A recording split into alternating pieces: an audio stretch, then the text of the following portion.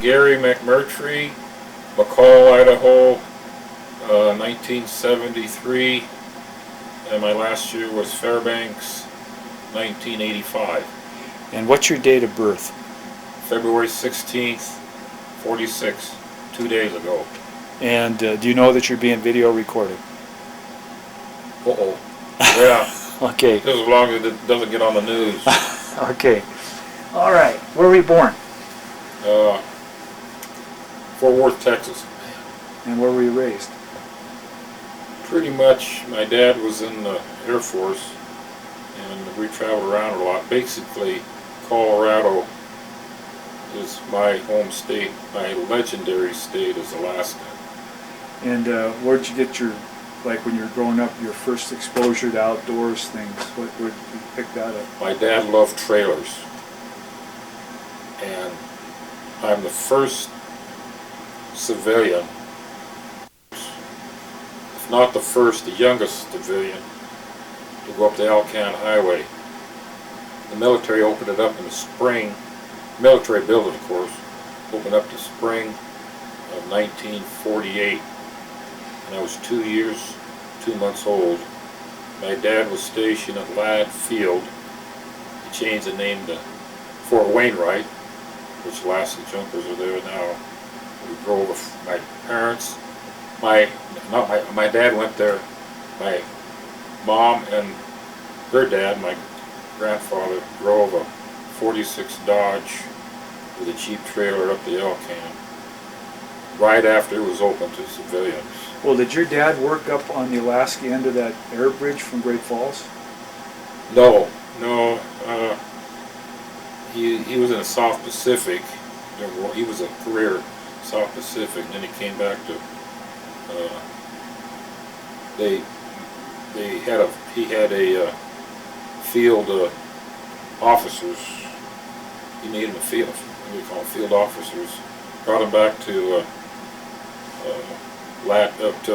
Lar Air Force Base in Denver, and he got into electronics. And then we kind of went around the country. When I was born in Fort Worth, Texas, in '46. My brother, who's passed away now, he was born in Lowry in '44. So I'm an Air Force baby. So when you went up there in '48 to Alaska, did you spend a lot of time outdoors up there? Oh yeah. Like what kind of things did you do? We went up. Well, just a little kid. We drove up to Central City, Circle City it is now. We didn't have a trailer there, but we just played outside like I used to do. They have pictures of me in my 8mm black and white movies. Outside, we play outside when it was 40, 50 below. I wish I was more outside. As a Smokejumper, I probably was, as the way things turned out. But we were up there for 3 years, 51, and we came back down here, and then we went. My dad was in the Tactical Air Force, which had fighter bases up along the rims of America. We went to Maine, Wisconsin, Madison, Wisconsin, Truax Air Force Base in 1952. And I always remember that. My mom and dad loved to play bridge. They went to the Officers Club. My brother and I went to the Air Force Base, to the movies, and we saw Red Skies of Montana. Is that the first exposure you had to Smokejumpers? Oh yeah, I was 6 years old. I didn't know Smokejumper. Did that have any effect on you? Oh yeah, in fact, still does. I remembered that. I think it was what got me into Smokejumping was that. In Fairbanks, I used to run the welfare. I'd sell T-shirts and hats. In the early '80s, late '70s, early '80s, before VCRs were ever invented, I used to get some movies from Anchorage, 16mm movies, and I wish I'd have bought them all now. Oh man, I could have been a millionaire. 60 millimeter movies from a place in Anchorage. One of them was Best Skies of Montana. Night showed up in the lounge there to Fort Wainwright, especially in the spring. Tom Hilliard was a training. He said, "Yeah, go down and get Best Skies of Montana, bring it up here." Now, it was run by a couple of girls, and we became buddies because I'd order movies every day almost. She said, "Well, we have some studio posters of Red Skies of Montana." And I, okay, that's fine. Send me up a couple, and I'll pay you $5. They sold for $1 million now. I bought 2 of them. If you ever go to the loft in Missoula, if you ever go to the loft in Fairbanks, they are there. I gave them to the Missoula guys because they have 2 of each. There, one, and you can see them on your.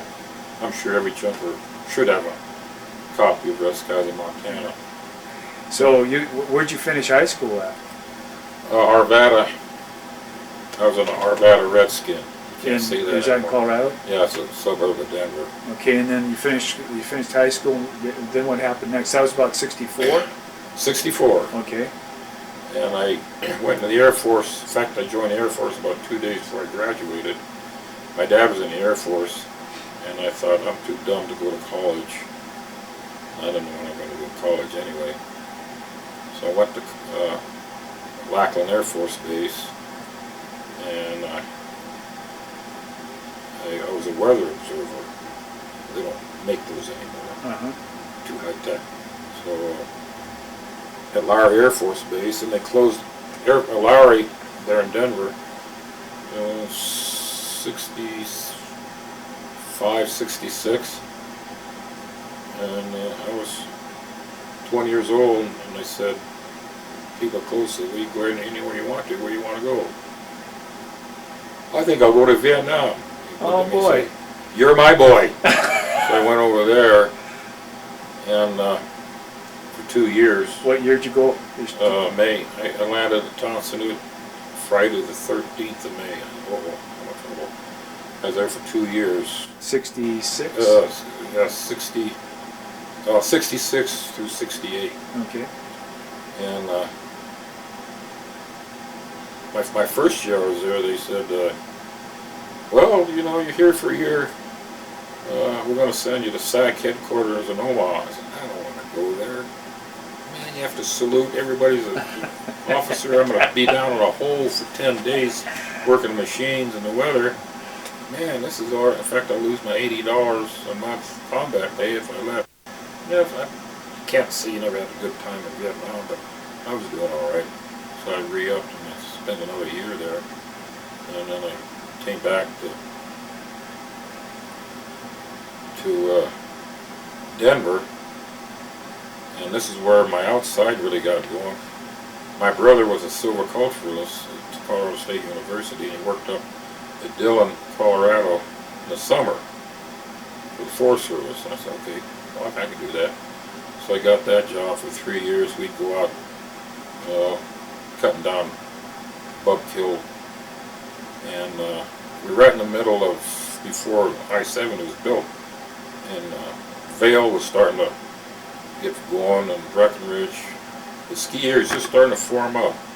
And one winter day I got to Breckenridge, I went up to a lift, and with some guy next to me, and the guy says, "Oh, I'm from Missoula, I was a smoke jumper." "Oh, smoke jumper." So that kind of dawned on my head, being a smoke jumper. So I worked there 3 summers while I was going to college in Gunnison, Colorado. And of course, we'd go outside. My mom and dad were still around, so we were hiking and camping. I was in Boy Scouts, and nothing you did there was hiking camp all summer. We went up in the mountains and go out for the primitive areas for a week. So I thought, after 3 years, I thought, gee, I think going to smoke jumping. And I really haven't been to Idaho, Missoula, Lebanon, Oregon, that much in Northwest. So I applied to all the bases, and I got accepted on all of them. And I What year picked was that McCall. now? What- This was 72. Okay. And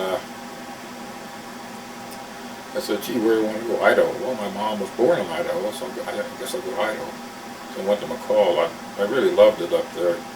But I washed out my first year in 72. I was in physical shape, but I really didn't know how they were doing it. You went through all these physicals within they gave you an hour and a half to go through them all. You'd run, climb a rope, push-ups, and I didn't really make it. And the guy, Wayne Webb was there, and Catlin, Dave Catlin was there. He was the foreman.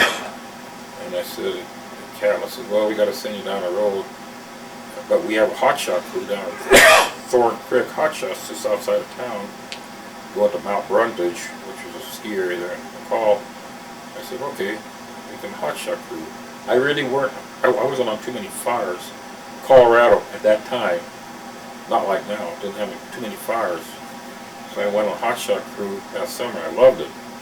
I went down to California a few times, Idaho a few times. I really loved it. Do you remember any big fires or